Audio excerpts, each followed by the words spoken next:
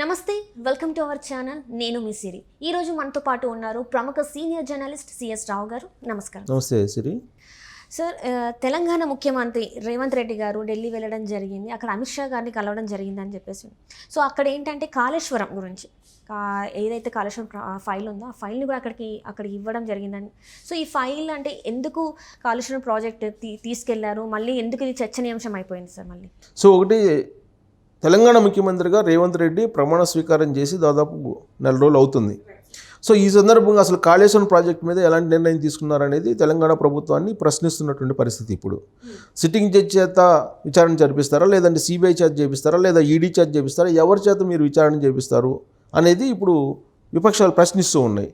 BJP కానీ లేదా BRS కూడా అడుగుతుంది, మీరు విచారణ చేయించండి, మీరు శ్వేతపత్రాలు రిలీజ్ చేశారు కదా, అవినీతి జరిగింది అంటున్నారు కదా, అవినీతి ఏందో నిరూపించండి అని చెప్పి వాళ్ళు అడుగుతున్నారు. ఇలాంటి పరిస్థితుల్లో విచారణ కనుక ఆదేశించకపోతే కాంగ్రెస్ పార్టీ నష్టపోయేటువంటి అవకాశం ఉంది సమీప భవిష్యత్తులో జరిగేటువంటి పార్లమెంటు ఎన్నికల్లో. అందుకే ఇప్పుడు ఢిల్లీకి ఫైల్ పట్టుకొని అటు చీఫ్ సెక్రటరీ, డీజీపీని, ఇతర ఉన్నతాధికారులను తీసుకొని రేవంత్ రెడ్డి ఢిల్లీ వెళ్ళారు.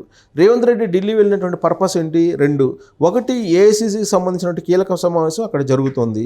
ఆ సమావేశంలో ఆయన పాల్గొంటారు, రాజకీయపరమైన అంశాల గురించి మాట్లాడతారు. రాబోయేటువంటి రోజుల్లో పార్టీ కోసం ఎవరైతే పనిచేశారో వాళ్ళకి నామినేటెడ్ పోస్టులు ఇచ్చేదానికి గ్రీన్ సిగ్నల్ తీసుకొచ్చుకునేటువంటి అవకాశం ఒకటి కనిపిస్తూ ఉంది. ఇది రాజకీయపరమైనటువంటి అంశం. ఇక విధానపరమైనటువంటి అంశం, అడ్మినిస్ట్రేషన్ పరమైనటువంటి అంశం కనుక మనం తీసుకుంటే కనుక కాళేశ్వరం ఫైల్ని తీసుకెళ్లారు ఢిల్లీ వెళ్తూ అని చెప్పి వినిపిస్తుంది. ఎందుకు అని అంటే చీఫ్ సెక్రటరీని కూడా ఢిల్లీ తీసుకెళ్లారు, డీజీపీని కూడా ఢిల్లీ తీసుకెళ్లారు, ప్లస్ హోంశాఖ మంత్రి అమిత్ షా తోటి భేటీ కావాలనేటువంటి ఒక షెడ్యూల్ని కూడా ఫిక్స్ చేసుకున్నారు ఆయన. అంటే అఫీషియల్గా ఏదో చేయబోతున్నారు రేవంత్ రెడ్డి. రాజకీయపరమైన అంశాలు, నామినేటెడ్ పోస్టులు, ఏఐసీతో మంతనాలు, ఇవన్నీ ఒక ఎత్తు. ఒకవేళ సింగిల్ జడ్జి చేత విచారణకు ఆదేశించేటువంటి క్రమంలో ఏఐసీసీ దగ్గర పర్మిషన్ తీసుకుంటారు. పర్మిషన్ తీసుకునేటప్పటికీ విధానపరమైనటువంటి నిర్ణయం తీసుకునేటప్పుడు ఖచ్చితంగా కేంద్ర హోంశాఖ మంత్రిగా ఉన్నటువంటి అమిత్ షా తోటి మాట్లాడాలి. కాబట్టి ఆ దిశగా ఆలోచిస్తే కనుక అందుకోసమే ఢిల్లీ వెళ్ళాడా రేవంత్ రెడ్డి. వెళ్తూ చీఫ్ సెక్రటరీని అలాగే డీజీపీని కూడా ఇతర అధికారులను కూడా తీసుకెళ్లారని అంటే ఖచ్చితంగా కాళేశ్వరం మీద ఏదో చేయబోతున్నారు రేవంత్ రెడ్డి అనేది ఇప్పుడు సర్వత్రా వినిపిస్తుంది. ఏం చేయబోతున్నారు అనేటువంటి ప్రశ్న వేసుకుంటే కనుక కాళేశ్వరానికి సంబంధించి ఎన్నికల సందర్భంగా వాళ్ళు చెప్పినటువంటి హామీ ఏంటంటే రాబోయేటువంటి రోజుల్లో కాంగ్రెస్ పార్టీ అధికారంలోకి వస్తే కనుక కాళేశ్వరంలో జరిగినటువంటి అవినీతికి సంబంధించినటువంటి సొమ్మంతా బయటికి తీసుకొచ్చి ఆ సొమ్ముని మేము ప్రజలకు పంచుతామని చెప్పి ఇచ్చినటువంటి హామీ. అటు రాహుల్ గాంధీ కానీ ఇటు రేవంత్ రెడ్డి కానీ చెప్పినటువంటి మాట అది. ఆ ప్రకారం కనుక వాళ్ళు చేయకపోతే రాజకీయంగా భవిష్యత్తులో నష్టపోయేటువంటి అవకాశం ఉంది. కాబట్టి దాన్ని చేసేందుకు ఒక అడుగు ముందుకు వేశారా? ఒకవేళ అదే కనుక నిజమైతే ముందుకు వేస్తే కనుక ఇప్పుడు ఇమీడియట్గా ఈ కాళేశ్వరం మీద విచారణకి ఆదేశిస్తే కనుక కల్వకుంట్ల ఫ్యామిలీని జైల్లో పెట్టేటువంటి అవకాశం ఉంది. కల్వకుంట్ల ఫ్యామిలీని జైల్లో పెట్టిస్తానని చెప్పి కూడా రేవంత్ రెడ్డి అనేక సందర్భాల్లో ఎన్నికల సందర్భంగా ఇచ్చినటువంటి హామీ కూడా. పైగా చెంచులు కూడా జైలుకి పంపిస్తాను, వాళ్ళని డబుల్ బెడ్రూమ్ హౌస్లో బంధిస్తాను చెంచులు కూడా జైల్లో, అందుకోసం నేను అక్కడ కట్టిస్తానని చెప్పి కూడా ఆయన ఇంకొక మాట అడిషనల్గా కూడా మాట్లాడడం జరిగింది. అది సాధ్యం కాకపోవచ్చు, కానీ జైలుకి కల్వకుంట్ల ఫ్యామిలీని పంపిస్తారంటే ఖచ్చితంగా కాళేశ్వరం మీద విచారణ వేస్తే కనుక వాళ్ళు జైలుకి వెళ్ళేటువంటి అవకాశం ఉందని చెప్పి చెప్తూ ఉన్నారు. ఇదంతా ఒక ఎత్తు అయితే అమిత్ షాని కలిసి ఎలాంటి నిర్ణయం తీసుకోబోతున్నారు? అసలు అమిత్ షాని అపాయింట్మెంట్ ఎందుకు కోరారు?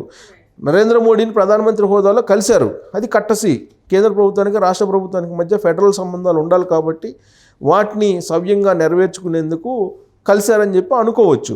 కానీ కేంద్ర హోంశాఖ మంత్రి అమిత్ షాని ఎందుకు కలుస్తున్నారు, కలవాల్సిన అవసరం ఏమొచ్చింది అని అంటే రాబోయేటువంటి రోజుల్లో ఒకవేళ అరెస్టులు ఉండేటువంటి అవకాశం ఉందా, అందుకే ఒకవేళ ముందుగానే సమాచారం ఇచ్చేదానికే కలుస్తున్నారా అనేటువంటి ఒక అభిప్రాయం, అలాంటి అనుమానం కలుగుతుంది. పైగా చీఫ్ సెక్రటరీ డీజీపీని కూడా తీసుకెళ్తున్నారంటే తెలంగాణలో ఏదో జరగబోతుంది రాబోయేటువంటి రోజుల్లో అని చెప్పి మనం భావించడానికి అవకాశం ఉంది.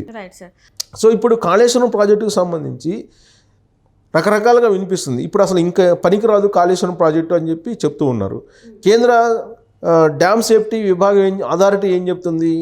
వాళ్ళు ఇప్పుడు అసలు ఆ డిజైనే బాగలేదు, డిజైన్ కానీ నిర్మాణం కానీ దానికి సంబంధించి కన్స్ట్రక్షన్ కానీ ఏది బాగలేదు, డిజైన్ బాగలేదు, కన్స్ట్రక్షన్ బాగలేదు, నిర్వహణ కూడా బాగలేదు అని చెప్పి చెప్తూ ఉన్నారు. సరే, అలాగే సెంట్రల్ వాటర్ కమిషన్ ఏం చెప్తుంది, అసలు మాకు తెలియదు, మేము ఇచ్చిన డిజైన్ కాదని చెప్పి వాళ్ళు చెప్తున్నారు. సో రాష్ట్ర డ్యామ్ సేఫ్టీ అథారిటీ ఏం చెప్తుంది, అది మళ్ళీ రీవర్క్ చేయడానికి అవకాశం ఉందని చెప్తుంది. ఎలా రీవర్క్ చేయాలనేది ఇంకా వాళ్ళు చెప్పట్లేదు. సో కేంద్రానికి సంబంధించినటువంటి డ్యామ్ సేఫ్టీ అథారిటీ అడుగుతున్నటువంటి 26 అంశాలకు సంబంధించినటువంటి క్లారిటీ ఇప్పటి వరకు రాష్ట్ర డ్యామ్ సేఫ్టీకి సంబంధించినటువంటి అధికార యంత్రాంగం కానీ లేదంటే నీటిపారుదలకు సంబంధించినటువంటి అధికార యంత్రాంగం కానీ ఇప్పటి వరకు ఇన్పుట్స్ ఇవ్వలేదు.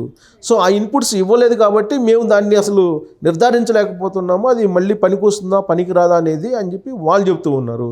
ఇలాంటి పరిస్థితుల్లో అసలు ఆ డ్యామ్ ఇప్పుడు నిరుపయోగంగా ఇంకా మారిపోయేటువంటి అవకాశం ఉందా భవిష్యత్తులో, అసలు ఇంకా పనికిరాదా, ఒకవేళ నిజంగా అది పనికి రాకపోతే దాని పరిస్థితి ఏంటి అనేది కూడా ఇప్పుడు ప్రభుత్వం సమాధానం చెప్పాలి, లేదా గత ప్రభుత్వంలో ఉన్నటువంటి వాళ్ళు సమాధానం చెప్పాలి. సో ఇప్పుడేంటి, అటు ఎల్ఎన్టీ కంపెనీ కానీ లేదా మెగా ఇంజనీరింగ్ కంపెనీ కానీ ఈ కంపెనీ నవయుగ కానీ వీటన్నిటికి కూడా పెండింగ్ బిల్స్ ఆపేయమని చెప్పి రాష్ట్ర ప్రభుత్వం ఆదేశాలు జారీ చేసింది.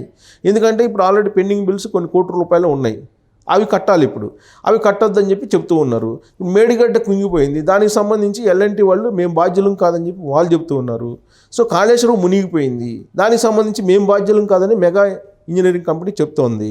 సో దానికి గతంలో మునిగిపోయినాయి మోటార్లు, దానికి సంబంధించి రిపేర్ ఎంత అయింది ఏంటి అనేది కూడా చెప్పట్లేదు. పైగా జీఎస్టీ కట్టలేదంట, 12,000 కోట్ల రూపాయలు జీఎస్టీయే కట్టలేదని చెప్పి ఆరోపణలు ఉన్నాయి మెగా ఇంజనీరింగ్ మీద. ప్లస్ దానికి సంబంధించి ఏం చేస్తారు. ఇక నవయుగాకి ఆల్రెడీ సుందిళ్ళ దాంట్లో అన్ని కాళేశ్వరంలో అంతర్భాగంగా ఉన్నట్టు సుందిళ్ళ ఈ ప్రాంతంలో పెండింగ్ బిల్స్ ఉన్నాయి నవయుగకి అని చెప్పి తెలుస్తుంది. వాళ్ళకి దాదాపుగా 170 కోట్లు ఏమో ఇవ్వాలి అని చెప్పి చెబుతున్నారు. సో అది కూడా ఇవ్వద్దు, ఆపండి అని చెప్పి చెబుతున్నట్టు కూడా తెలుస్తుంది. సో మొత్తం మీద పెండింగ్ బిల్లు అయితే ఆపేశారు. పెండింగ్ బిల్లు ఆపేస్తూ ఇప్పుడు డ్యాము పనికొస్తుందా లేదా అనే దాని మీద ఒక నిర్ధారణకు రావాలి. నిర్ధారణకు రావాలంటే దాని మీద ఎంక్వైరీ వేయాలి. ఎంక్వైరీ వేయాలంటే కేంద్ర ప్రభుత్వం యొక్క అనుమతి తీసుకోవాలి రాష్ట్ర ప్రభుత్వం. సో అందుకోసమే రేవంత్ రెడ్డి కాళేశ్వరం ఫైల్ పట్టుకొని ఢిల్లీ వెళ్ళారు అధికారులు తీసుకొని అనేది వినిపిస్తుంది. సో ఆయన మళ్ళీ తిరిగి వచ్చిన తర్వాత తీసుకునేటువంటి చర్యలను బట్టి కాళేశ్వరం మీద ఎలాంటి నిర్ణయం తీసుకుంటారు అనే దాని మీద కల్వకుంట్ల ఫ్యామిలీ జైలుకి వెళ్తుందా, లేదంటే కల్వకుంట్ల ఫ్యామిలీని వదిలేస్తున్నారా, కేంద్ర ప్రభుత్వం నుంచి ఎలాంటి ఆదేశాలు రాబోతున్నాయి, ఒకవేళ కనుక కేంద్ర ప్రభుత్వం కఠినంగా శిక్షించండి వాళ్ళు అవినీతి పాల్పడితే అని చెప్పి కనుక చెప్తే రేవంత్ రెడ్డి ముందుకెళ్తారు. లేదు నరేంద్ర మోడీతోటి కేంద్ర ప్రభుత్వంతో సంబంధాలు ఉన్నాయి కాబట్టి బీఆర్ఎస్ పార్టీకి, సో ఆ సంబంధాల కారణంగా రేవంత్ రెడ్డికి కనుక ఏదన్నా అడ్డుపుల్ల వేస్తే అప్పుడు చెంచులు కూడా జైలుకి వెళ్లకుండా రావాలంటే దాని మీద ఎంక్వైరీ వేయాలి. ఎంక్వైరీ వేయాలంటే కేంద్ర ప్రభుత్వం యొక్క అనుమతి తీసుకోవాలి రాష్ట్ర ప్రభుత్వం. సో అందుకోసమే రేవంత్ రెడ్డి కాళేశ్వరం ఫైల్ పట్టుకొని ఢిల్లీ వెళ్ళారు అధికారులు తీసుకొని అనేది వినిపిస్తుంది.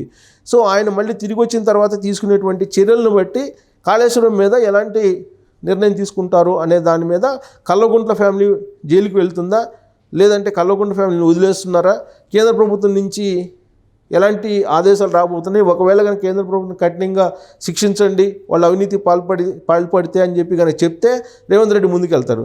లేదు నరేంద్ర మోడీతోటి కేంద్ర ప్రభుత్వంతో సంబంధాలు ఉన్నాయి కాబట్టి బీఆర్ఎస్ పార్టీకి, సో ఆ సంబంధాల కారణంగా రేవంత్ రెడ్డికి కనుక ఏదన్నా ఢిల్లీ నుంచి వచ్చిన తర్వాత రేవంత్ రెడ్డి చెప్పేటువంటి మాటలను బట్టి కాళేశ్వరం గురించి అప్పుడు ఒక నిర్ధారణకు రావచ్చు మనం. Right sir, right. Thank you so much sir. Thank you.